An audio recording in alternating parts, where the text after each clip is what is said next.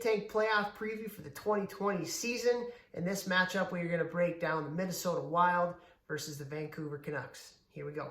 When you're looking at these two teams, you're looking at two pretty different rosters in the way that they've been constructed. Vancouver, a team on the rise, a lot of youth, a lot of youthful skill and talent. And you look at Minnesota, very veteran, very experience heavy when it comes to these two teams. You look at the numbers, again, goals for, power play, offense, that's what Vancouver is built off of. They're a team that has some high-end players. They're a team that thrives in the offensive side of the game. You look at Minnesota, they're a team that's been in the middle of the pack for the most part throughout the year. When it comes to it, they're a little bit better from a goals for offensive standpoint than they are from a defensive standpoint. And this should be a fun series to watch as you have some pretty good players pitted against each other from a youthful side in Vancouver and from an experienced side in Minnesota. Let's take a look at some of the better statistical players on each team. A couple things that really stick out for me when it comes to the Vancouver Canucks, I think it starts with their young defenseman in Quinn Hughes. He's been such a light for this team, 53 points, ranking him 4th overall for defensemen in the league. He's a leading Calder Trophy candidate.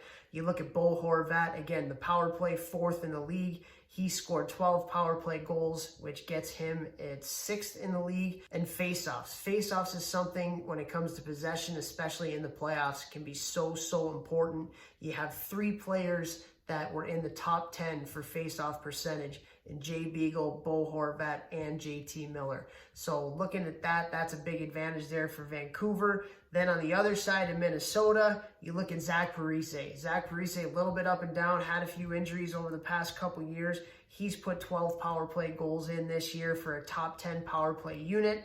And that ranks him 6th in the league. And you also look at Ryan Suter, the other part of those big signings a few years back. He's been somebody that's been in the top 10 of the league in a lot of different categories, but always for time on ice. 9th in the league this year at just under 25 minutes a game. 48 points also for the big left-handed shot defenseman from Wisconsin, ranking him 9th in the league. And those two guys are going to have to lead this team to victory if they are going to have a good playoff run here in Minnesota. Let's go and look at a few other players that really stuck out for these two teams this year.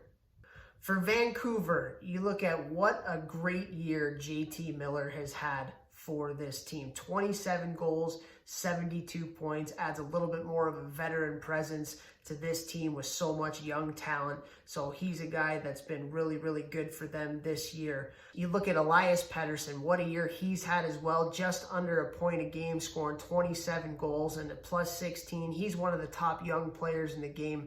Just absolutely silky with his skill and just an incredibly headsy, smart player for the Vancouver Canucks. Then you look at another young player, their captain, Bo Horvat, 22 goals and 53 points this year for Vancouver. He does it all. Power forward. He's good on faceoffs too, top 10 in the league in faceoffs. So he's someone that you're going to want to watch during this series. And then on the back end, you have Quinn Hughes. Quinn Hughes, such a good skater. Really good on the offensive blue line. Really good in transition, getting the puck up the ice for his forwards. He's just a fantastic talent for this Vancouver Canucks team. And then you go over to the Minnesota Wild, and their top player is a little bit more veteran presence heavy. Their top scorer, young guy, in Kevin Fiala, what a year he's had coming over in that trade from Nashville. 23 goals and 54 points. You look at Eric Staal. Eric Staal's been there. He's done that. He's been an incredible player for this team. And in the past, winning a Stanley Cup with the Carolina Hurricanes. Zach Parise, he's put up goals pretty much every year that he's played. Another 25 this year, and we talked about the 12 power play goals as well. Ryan Suter on the back end, 48 points, ranking him in the top 10. He's going to play probably half the game in this playoff series against the top line of Vancouver, playing against Peterson and Miller. You also look at a guy like Matt Zuccarello coming over from the New York Rangers, and he's a guy that's going to have a big series if Minnesota is going to get to the next round. I really like Minnesota's D-core led by Ryan Suter, but they also have players like Jared Spurgeon and Matt Dumba who have been stalwarts with Minnesota since they arrived in the league. And this is going to be a fun series. Really good experience versus really good youth. Now let's take a look at the goaltending matchup. Vancouver's going to go with Jacob Markstrom, who played a majority of the games for Vancouver this year. His numbers are pretty good, a .918 save percentage, up there in the league. And then you look at Minnesota, and Devan Dubnyk has not had that great of a year.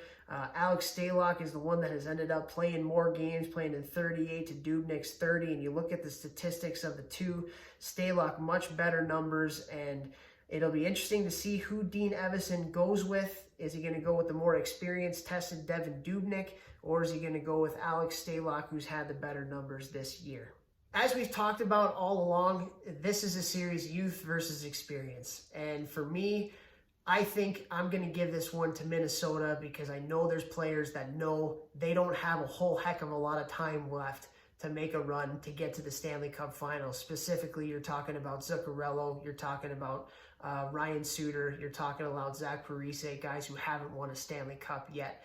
Minnesota has been one of the better teams in the league since Dean Evason took over. They're 8-4 since he took over the helm from Bruce Boudreau. Again, a lot of youth, a lot of really youthful things. This could be a good learning experience, certainly for the Vancouver Canucks this year, getting into the playoffs and playing in that type of atmosphere with how important the games are. But I'm going to lean toward experience with this one, and I'm going to pick the Minnesota Wild.